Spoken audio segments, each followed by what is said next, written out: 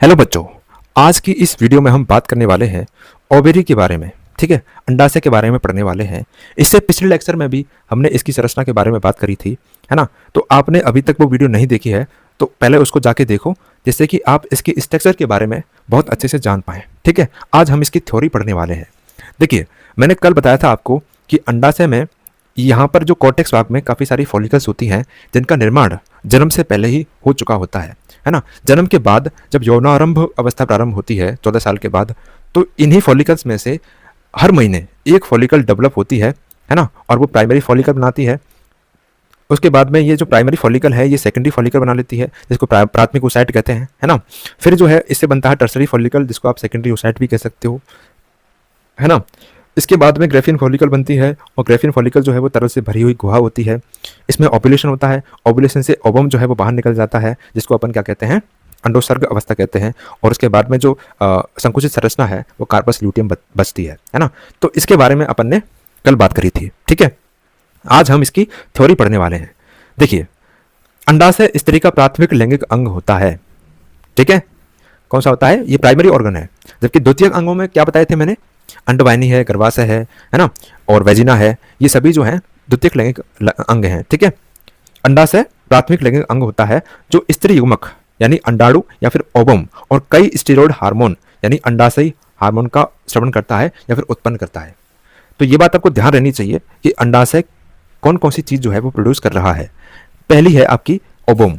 ठीक है, ओवम का निर्माण किसके द्वारा होता है, अंडाशय के द्वारा। दूसरी है आपकी ये स्टेरॉयड हार्मोन यानी कि अंडाशय हार्मोन का श्रवण भी करता है। ठीक है, अब देखिए, अंडाशय की संख्या एक जोड़ी होती है ना। मादाओं में एक जोड़ी अंडाशय पाए जाते हैं जो कि आलमंड शेप होते हैं। ठीक है, जिनकी लंबाई 2 से 3 सेंटीमीटर होती है और चौड़ाई 1 से 1.5 सेंटीमीटर की होती है। समझ में आ गई बात। ठीक है, अब देखिए, अंडाशय पर जो परतें पाई जाती हैं वो 3 परतें पाई जाती हैं। जो सबसे बाहरी परत है इसको अपन पेरिटोनिया कहते हैं। ठीक है, मध्य परत जो है इसको अपन जर्मिनल एपिथेलियम कहते हैं। ठीक है, और आंतरिक परत जो है वो ट्यूनिका एल्बुजिनिया होती है। समझ में आ गई बात। ठीक है, अब देखिए, अंडाशय के अंदर स्थित ऊतक स्टोमा कहलाता है, जो कि 2 भागों में विभेदित होता है। ऊतक को क्या कहते हैं, स्टोमा।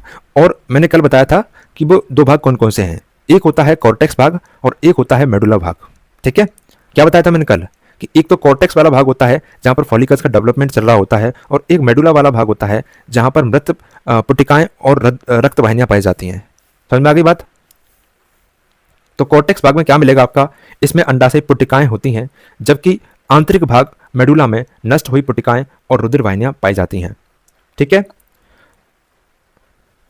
अब अपन बात करते हैं ओवेरियन फॉलिकल्स के बारे में, है ना, कि फॉलिकल्स होती क्या है। पहले इसको समझो, फिर इसके टाइप्स के बारे में बात करेंगे।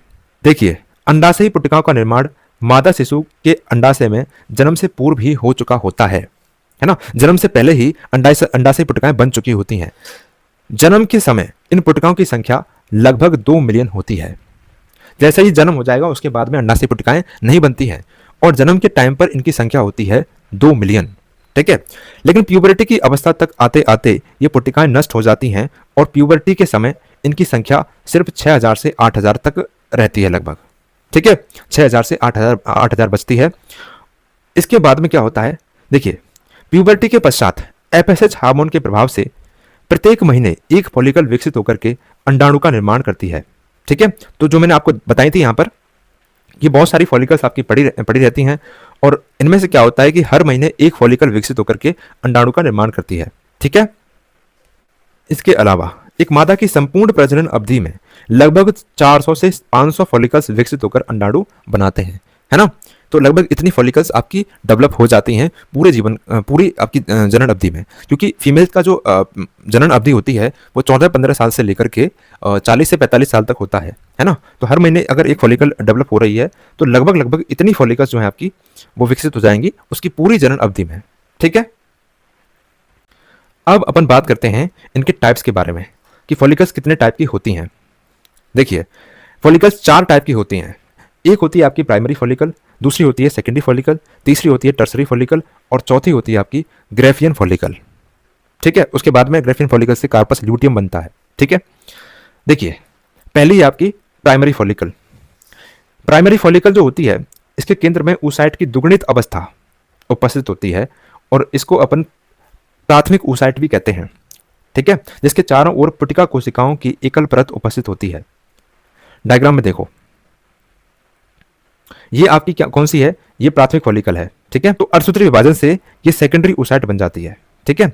तो आपको ये ध्यान रखना है कि प्राइमरी फॉलिकल में और सेकेंडरी फॉलिकल में तो जो oocyte है वो प्राथमिक है, जबकि टर्सरी फॉलिकल में oocyte प्राथमिक नहीं है, oocyte द्वितीयक होती है, ठीक है। समझ में आगे बात, जो आगे चल के ओवम बनाती है, या फिर आप ये भी कह सकते हो कि सेकेंडरी oocyte ही ओवम होता है, ठीक है, अंडाणु होता है। तो प्राथमिक फॉलिकल समझ में आ गई। इसके केंद्र में oocyte की दुगुणित अवस्था पाई जाती है, जिसके चारों ओर पुटिका कोशिकाओं की एकल परत पाई जाती है।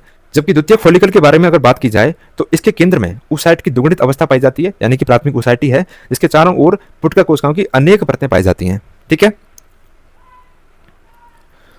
अगर बात करें टर्सरी फॉलिकल के बारे में तो देखिए, इसके केंद्र में oocyte की अगुणित अवस्था पाई जाती है। क्यों? क्योंकि यहां पर अर्धसूत्री विभाजन हो चुका है। अर्धसूत्री विभाजन होता है तभी जो oocyte है उसकी अगुणित अवस्था बन पाती है, ठीक है। और जैसे ही अगुणित अवस्था बनती है इसको आप सेकेंडरी oocyte कहेंगे, ठीक है। तथा एंट्रम गुहा भी पाई जाती है, ठीक है। तो टर्सरी फॉलिकल में आप देखेंगे सेकेंडरी oocyte पाई जा रही है, इसके अलावा एक गुहा भी बन चुकी है जिसको कहा आपने एंट्रम, ठीक है। और जो लास्ट वाली फॉलिकल है इसको आप कहेंगे ग्राफियन फॉलिकल, ठीक है। इसमें क्या होता है कि जो एंट्रम है वो तरल से भर जाती है, ठीक है। तो तरल से भरी हुई गुहा पाई जाती है। इसके अलावा सेकेंडरी oocyte परती की ओर विस्थापित हो जाती है, ठीक है।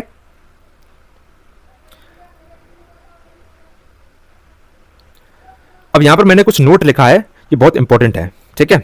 देखो, LH हार्मोन के निर्देशन में ग्राफियन फॉलिकल फट जाती है और सेकेंडरी oocyte मुक्त कर देती है, ठीक है। ग्राफियन फॉलिकल फटती है और सेकेंडरी oocyte को मुक्त कर देती है, या फिर आप कह सकते हो ओवम मुक्त होता है, और इसी को हमने कहा ओव्यूलेशन, ठीक है। oocyte रहित ये खोखली संरचना कार्पस ल्यूटियम कहलाती है। क्या कहलाती है? कार्पस ल्यूटियम कहलाती है, जो गर्भावस्था के प्रारंभिक दिनों में प्रोजेस्टेरोन हार्मोन का श्रवण करती है। तो अगर आपसे ऐसा पूछा जाए कि प्रोजेस्टेरोन हार्मोन किसके द्वारा स्रावित होता है, तो क्या लगाना है आपको? कार्पस ल्यूटियम, ठीक है। कार्पस ल्यूटियम क्या होती है? ये संकुचित सी संरचना यहां पर आपको दिख रही होगी, जिसमें से क्या निकल चुका है? ओवम। तो वो बन जाती है आपकी कार्पस ल्यूटियम, और ये इसी तरीके से पड़ी रह जाती है, ठीक है। और इस ओवम का फर्टिलाइजेशन हो जाता है, तो गर्भावस्था के दौरान यही कार्पस ल्यूटियम जो है वो क्या करती है? प्रोजेस्टेरोन हार्मोन का स्रावन करती है, जो बहुत जरूरी है एंडोमेट्रियम की मोटाई को बनाए रखने के लिए, ठीक है। ये मैं आपको आगे समझाऊंगा, जब निषेचन आपको करवाऊंगा तब मैं आपको पूरा समझाऊंगा, है ना। तो यहीं पर आपका जो ओवेरी का पार्ट है वो कंप्लीट हो चुका है, ठीक है। इसके बाद में अपने द्वितीयक जननांग चालू हो जाएंगे, और द्वितीयक जननांगों में आपके कौन कौन से ऑर्गन्स हैं? एक है अंडवाहिनी, दूसरा यूटेरस है, तीसरा आपका वेजिना है, और चौथा आपका क्या है? एक्सटर्नल जेनिटलिया आते हैं, है ना, बाह्य जननांग आते हैं। तो इनको अलग अलग करके अपन पढ़ेंगे, ठीक है।